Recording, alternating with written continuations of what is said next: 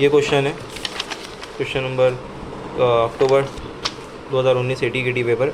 इसमें सबसे पहले कॉन्ट्रैक्ट प्राइस है जिसको अभी फ़िलहाल इग्नोर करेंगे, अपने को कॉन्ट्रैक्ट प्राइस अभी काम नहीं आता है, बाद में काम आता है। परचेज़, मटेरियल परचेज़ अपना जाएगा डेबिट साइड, वेजेस पेड जाएगा अपना डेबिट साइड। मटेरियल रिटर्न किया है, रिटर्न दिया था, रिटर्न हमेशा क्रेडिट साइड आता है।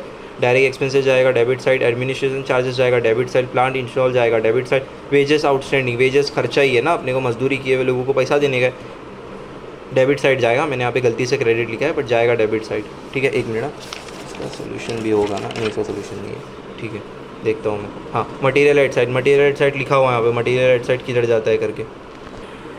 ठीक है, उसके बाद वर्क सर्टिफाइड दिया हुआ है, मटेरियल एट साइड तो पता है, मटेरियल एट साइड जाता है वर्क इन प्रोसेस में। उसके बाद वर्क सर्टिफाइड कैश रिजर्व, मैं बोला था उसको इग्नोर करेंगे अपन, उसको बाद में फॉर्मूले में यूज़ करते। फिर उसके बाद वैल्यू ऑफ प्लांट अपने को जो दिया हुआ है वो हो जाएगा क्रेडिट साइड में।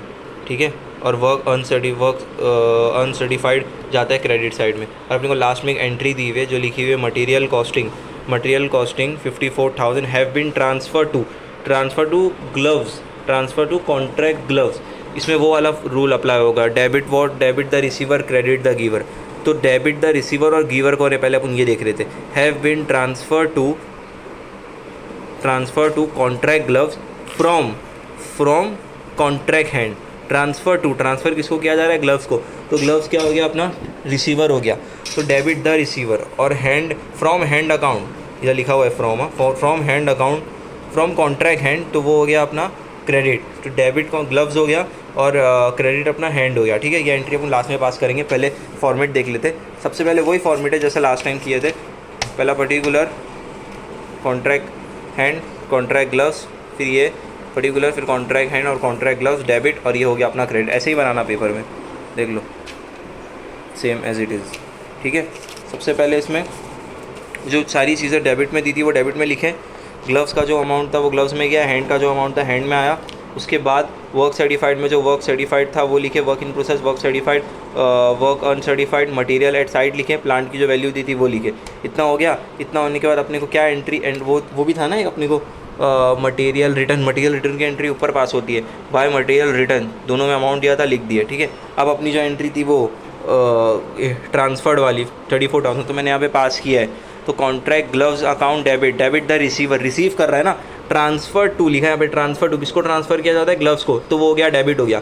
तो यहाँ पे लिख दिया अपन ने टू मटेरियल कॉस्टिंग, ग्लव्स को रिसीव हो रहा है तो ग्लव्स में लिख दिया 54,000। ठीक है, किस ग्लव्स को रिसीव हो रहा है, दे कौन रहा है, तो बाय मटेरियल कॉस्टिंग, दे कौन रहा है, हैंड दे रहा है, तो हैंड में लिख दिया 54,000, यहाँ डैश कर दिया, यहाँ डैश कर दिया। ठीक है, अब इसके बाद करूँगा मैं क्लोजिंग में सबसे पहले देखूँगा कौन सा हैवी है, ये हैवी है कि ये वाला हैवी है, तो ये वाला ज़्यादा हैवी है, तो यहाँ पे लिख दिया 32,58,000, यहाँ पे लिख दिया 32,58,000। उसके बाद इसका लिख लेगा कॉन्ट्रैक्ट ए अकाउंट, वर्क सर्टिफाइड दिया है 25,20,000, यहाँ पे दिया ना 25,20,000, और यहाँ पे कॉन्ट्रैक्ट प्राइस अपने को, अब कॉन्ट्रैक्ट प्राइस का इस्तेमाल आएगा अपने को, कॉन्ट्रैक्ट प्राइस दिया है ना अपने को यहाँ पे 36 लाख, तो यहाँ पे 36 लाख अपने को कॉन्ट्रैक्ट प्राइस दिया हुआ है। तो 25,20,000 अपॉन 36 लाख मल्टीप्लाई बाय 100, तो अपने को मिलता है 70%। 70% याद रखना हमेशा, जब 70% आएगा तो ये किसका वो हुआ, इसमें कौन सा फॉर्मूला यूज़ करते हैं, 2/3 multiply by profit multiply by cash receive upon work certified, तो 2/3 मल्टीप्लाई बाय 3,60,000। ये 3,60,000 कहाँ से आया मैं वो बताता हूँ। जब अपने को ये डेबिट हैवी है तो डेबिट अपन ने यहाँ लिख दिया और यहाँ लिख दिए, तो ये सारा जो खर्चा ये माइनस किया ना, तो अपने को ये मिला 3,60,000। ये जो प्रॉफिट और बैलेंस लिखा हो ना मैंने, इसको अभी फिलहाल इग्नोर करना, ये 216 और ये 144 को इग्नोर करो, ये सारी चीज़ को ऐड करके माइनस करेंगे ना इसमें से, तो अपने को 3,60,000 आएगा। तो जो बैलेंस होता है ना इसका बैलेंस, वही 3,60,000 यहाँ पे आता है। फिर उसको मल्टीप्लाई करेंगे 226,800, 226,800 कहाँ से आया, कैश रिसीव कहाँ था, कैश रिसीव अपने को दिया रहता है क्वेश्चन में, रिसीव करके दिया हुआ रहता है, और क्या कैश करके दिया हुआ रहता है, इनडायरेक्टली कभी कभी दिया हुआ रहता है, तो ये लिख दिया अपन ने। ठीक है, इनडायरेक्टली दिया रहता है, इनडायरेक्टली वर्ड करके नहीं दिया रहता है, मतलब थोड़ा अलग तरीके से लिखा हुआ रहता है, वो अपने को समझना रहता है। वर्क सर्टिफाइड यहाँ पे लिखा हुआ है, वर्क सर्टिफाइड दिया है 25,20,000, यहाँ पे लिख दिया 25,20,000। इसको अपन ने सॉल्व किया तो अपने को कितना आ गया, 2,26,000 आ गया। तो 2,26,000 आ गया, जब पहले जो भी अमाउंट सॉल्व करके आएगा ना वो अपना to profit and loss account में जाएगा ऊपर।